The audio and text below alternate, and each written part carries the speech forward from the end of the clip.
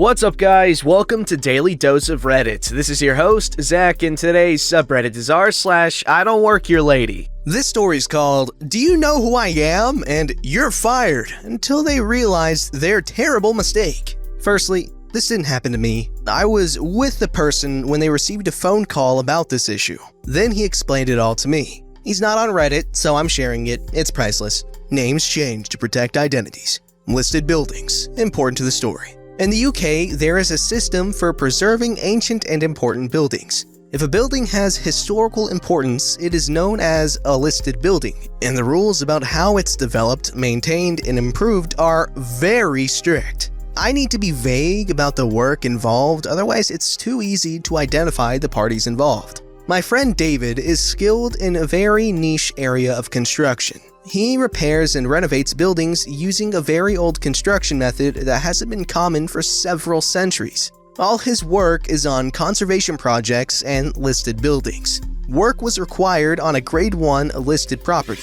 The overall building work was being done by my main contractor, ACC Ltd. One part of the work is very specialized. The contractor's managers didn't know anyone who did it, so the architect gave them a list of qualified people. The contractors chose my friend because he had the earliest availability. 5 days into the work, the owner of ACC Ltd., the main contractor company, arrived on site. He was throwing his weight around and being a noisy gobdookie, David's words.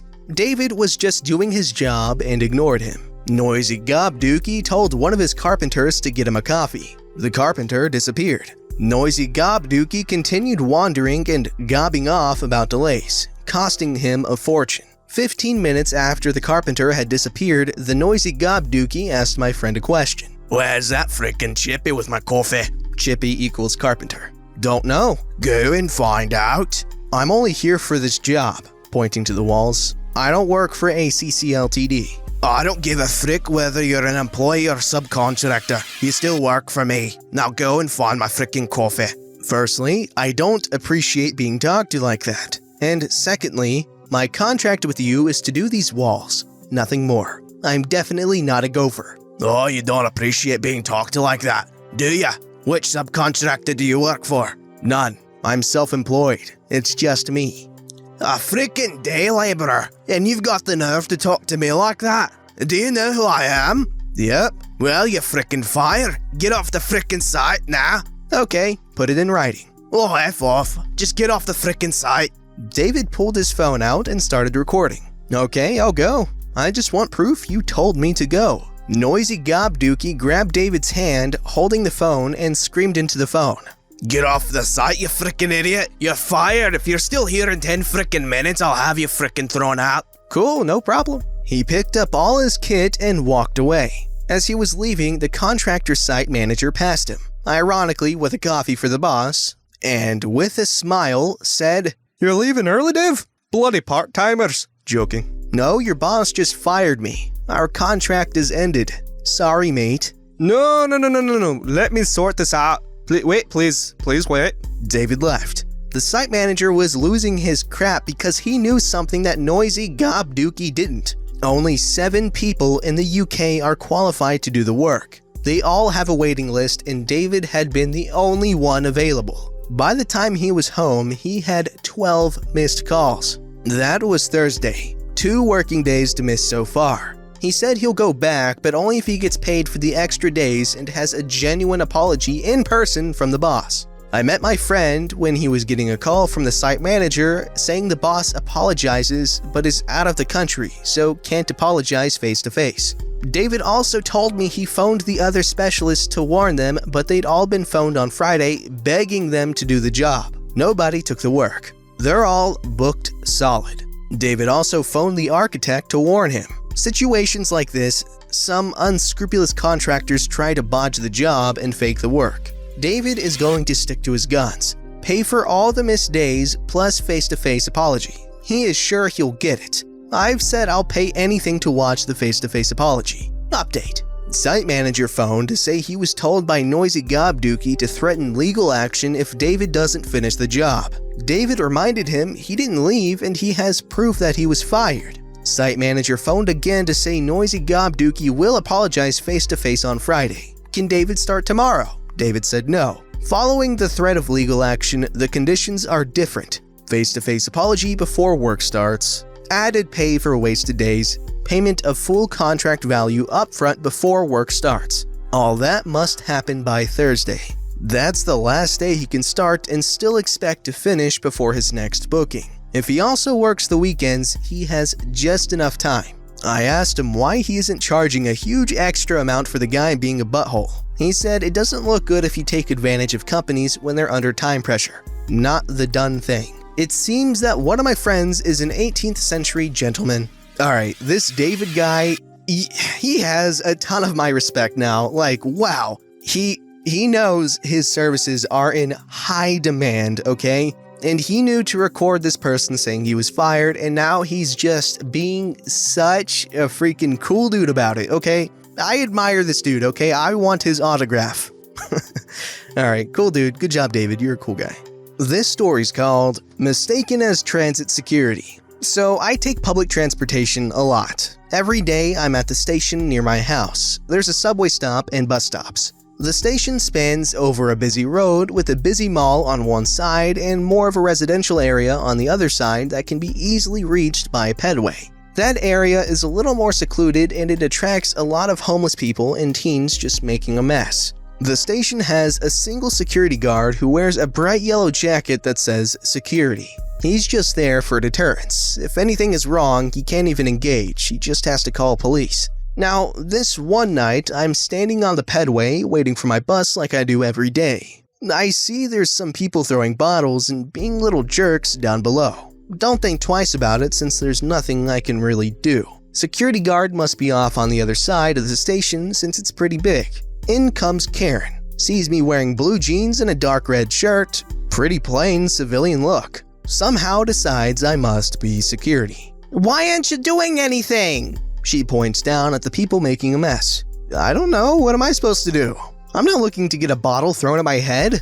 "I knew you trash security guards were a terrible idea, wasting tax money on your salary and you just stand there and do nothing." She continues to rant. I can't remember exactly what she said. Honestly, I didn't want to hear her BS. I then interrupt her tantrum. "What the heck makes you think I'm security?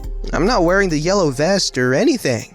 "Well, I see you stand here every day, you must be security." Then she starts ranting again, something about me being on my phone rather than doing my job.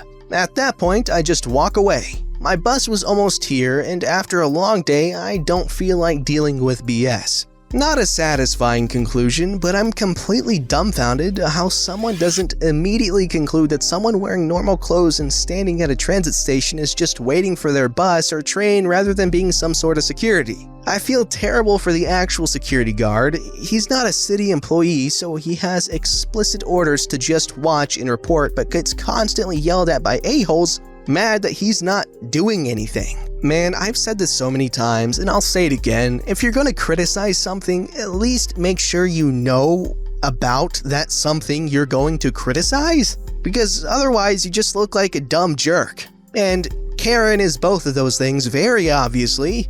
This story's called, "Are You Deaf, You Stupid Lazy Soggy Oily Biscuit?" So I'm browsing the shelves at my local grocery store, pawing at the bread to check its softness and freshness as if I'm some sort of squirrel going through the leaves for that elusive, tasty nut when it happened. Much like a squirrel, I was oblivious to most of it. I only learned the full extent of the damage caused by Hurricane Karen later. I'm lost in the bread, noticing differences in how each loaf feels while I squeeze them as if I'm gripping precious dinnerware. I don't want to ruin the bread for anyone else, but I need to know how fresh they are. The dates printed on the plastic wrapping aren't always legible, and this puts the decision literally in my own hands. As I continue, I hear someone shouting from some distance away, but I pay it no mind. People yell in stores for all sorts of reasons. I hear it again, a bit louder, and think to myself, I'm glad I'm not any closer to that person.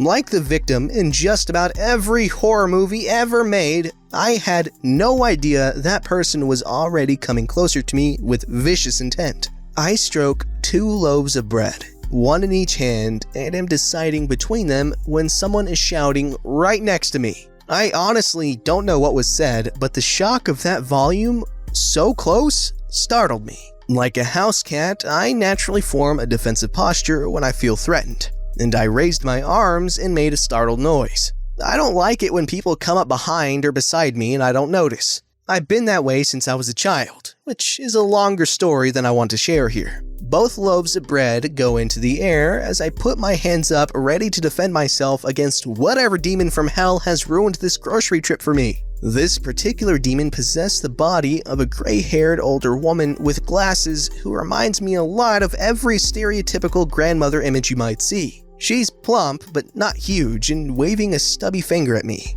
I think maybe she's been scolding me for touching the bread. I'll just explain myself and walk away. No real threat. Then, I was wrong. As I go to pick up the bread I dropped because of her, the witch does the needless and turns her own volume up to ear-splitting and screams, "Are you deaf, you stupid, lazy, soggy, oily biscuit?" at me. Never one to miss an opportunity to be a smart booty. Once my ears stopped ringing, I replied with, "No, but I might be soon if you don't shut up." Her eyes burned with the fury of 1,000 suns. She reaches out and grabs my wrist. My instincts kick in, and within a couple of seconds, I've got an old lady in a hammerlock, just in time for a manager to come down the aisle. She wails about the horrible employees at the store and acts far more hurt than she could possibly be, claiming that I attacked her out of nowhere and her arm is broken. It wasn't, and she's going to be suing the store. Yep, I believe I'm going to jail here. But that was not to be. Apparently, Hurricane Karen, the demon monger, has caused a scene in the grocery store on other occasions. This manager had been watching the video feed in the back, following her every move around the store in anticipation of the fallout to come in her wake. She turned her gale force winds in his direction, still shouting about being mistreated and how what I did to her is worse than violation. What the fuck? Until the manager looks directly into her eyes and, as calm as the eye of a real hurricane, says, "Would you like me to call the police for you?" She straightens herself and says yes. But then, just as calmly, without taking his eyes from hers, the manager says, "Did you forget we have video again? I thought you'd remember from the last time, but we can check it if you'd like." Karen Demon lets loose a half grunt, half scream and waddles away and out of the store faster than I thought possible. The manager asks if I'm okay. I'm surprised at the whole scenario, but none the worse for wear. Still, he offers me a store gift card for $10 and I accept it. Why look a gift Karen in the mouth? Free bread for the win. Wow, I really like the writing in this story. The person made it very easy to tell what was going on. Now, I'm about to contradict what I just said, but I have absolutely no idea what happened. This person's stroking bread, then all of a sudden she's attacked by an evil woman? What? Okay, well, at least it ended well. This story's called, "I Don't Work for That Company, Lady." I posted before about the building I work in, but if you, like me, don't want to find the posts, here is a brief rundown. I work in a large building with many different organizations in it. My company takes up 2 floors on levels 8 and 9, but our reception desk is on the ground floor in a big open lobby. I usually do reception 2 days a week, but this week I'm on it full time because our usual receptionist is taking a much-deserved break. The building itself is owned by a private health insurer, and they take up 7 floors, and their reception area is also on the ground floor, just behind me through some glass doors. They have a giant neon sign above their doors with their company name on it, but for some reason, people never seem to see it and always ask me where the company is. Today they had some conference or something on, so I had a fair few people asking me where the terrace entrance was. I had never heard of it being referred to as a terrace entrance before, but I pointed out the doors and sign behind me and told them that I think it was through there. The operative word here being think, because I don't work for them and I have nothing to do with their company. The conference is now apparently over, and one of the women who asked me where the terrace entrance was just approached my desk. I have decided to name her Karen for obvious reasons. "Excuse me?" Looking up from my work. "Yes, how can I help you?" She points at the doors and sign behind me. "You told me that's where the terrace entrance was." "Yes." "Well, it's not. It's down those stairs outside and through a different door." "Okay." "You should know better." I'm sorry about that, but I don't actually work for private health insurer, so I had no idea what entrance they were referring to. I helped as best as I could. Well, it's not really good enough. I'm sorry? What would you like me to do? I would like you to learn your job better. It is not my job to give directions to people for another company. I don't actually have to help you at all. I could have easily said, sorry, I have no idea what you're talking about. Go ask the main reception area. But I didn't. I helped you as best as I could with what little information I had. Excuse me, but it is your job to help people. Yes, people who are here to deal with my company, not private health insurers. I have no obligation to help anyone else. Karen continues to argue with me in this manner for another few minutes, and eventually I get sick of her and drop the professional tone. Listen, lady, I have absolutely no idea what you want me to do. I don't work for private health insurer. I have never worked for them. There are at least 8 companies in this building, and I don't know where they all are. I only moved to this city a year ago, and so I'm not super familiar with the area in general. I'm stuck at this desk all day and don't really have the leisure to explore this giant building. I helped you as best as I could. It's not my fault you're too darn stupid to find your own way around here. I want to speak to your manager. Why? She doesn't work for private health insurer either. And frankly, she's far less patient with stupid people than I am. She will agree with me that I have no obligation to help you. In fact, I have no obligation to contact her because you're not a customer of ours, so I won't. Karen stares at me for a few seconds. I won't leave until I get your manager.